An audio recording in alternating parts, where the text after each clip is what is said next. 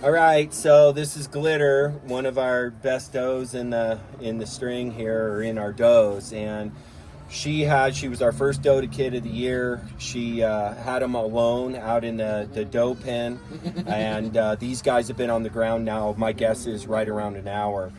I helped the other one do their first feeding. You can see they don't really know where to go yet. They'll find it and they'll figure it out on their own. But at the same time, I like to make sure I witness them getting their first suckle and knowing how to do it. One of the things that I pay attention to is whether the plug in the end of their teat has passed, because they have a little like waxy plug that's in the bottom of their teat, and it keeps bacteria from going up while they're getting their colostrum. And when these babies come on here, sometimes that plug is really aggressive, and that's how I also know whether they've fed or not, is if the plug is still in place. It was on the other teat, and we're going to see if it is on this teat. So the way I know is I'm just going to put pressure on it. So that should be squirting out right now. I have a lot of pressure, and then the more pressure, sometimes you even have to kind of stimulate this little end. Okay, there. So I just pushed that plug through. Now we got milk. So you can see neither of these kids have nursed, and that's how I'm going to know. And see, this little plug is trying to come out. It's a little waxy plug. There it goes. All right, so we're going to go ahead and put him on there. What I do is just offer it horizontally, because it's so hard for them to learn to grab the teat from the side. And he's going on it super quick. So he's strong. He's getting after it. And now he's full on nursing already right out of the gate. And it's important for them to get their food right out of the gate and to get this colostrum. Now again, I bottle raise my babies, so what I'm doing is I'm going to let these babies stay on Glitter for 24 hours. That way they get really, really good colostrum, but also more importantly, Glitter learns how to take care of her babies.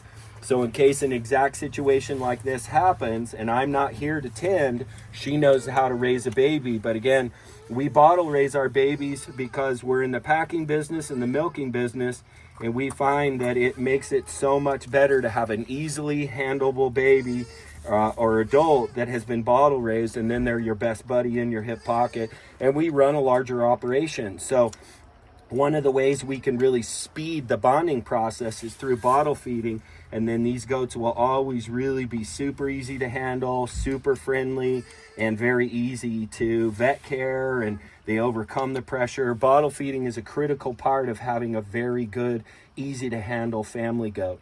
And so this is our process of doing that. This little guy's drinking away. She had one boy and one girl. We'll come in and make sure that they're nursing maybe one more time. But once these guys get the hang of it once, I like to make sure they get a good belly full. You can see how long he's actually feeding for a newborn. I think one of the things that people do wrong in this situation is they try to put the kids on the teat too early and go through the process before they're really even strong enough to stand up, and they've pulled themselves together from coming out of the birth canal and all that good stuff. So these guys at about a half hour to 45 minutes after birth have the strength to be able to be helped onto their first one. And again, this is a natural thing. They would learn to do it on their own, but as a part of animal husbandry, I'm going to come in and make sure that they're nursing well, that everybody's going good, that the plug has passed, and these guys are getting the colostrum and that milk they really need right out of the gate. So I'm Marc Warnke. People call me the Goat Guy. Make sure you click to subscribe. We have courses on everything on how to raise goats, birthing, milking, an all-inclusive course, packing, all that stuff you can find on PackGoats.com. So I hope you find that helpful. Marc Warnke, the Goat Guy, signing out.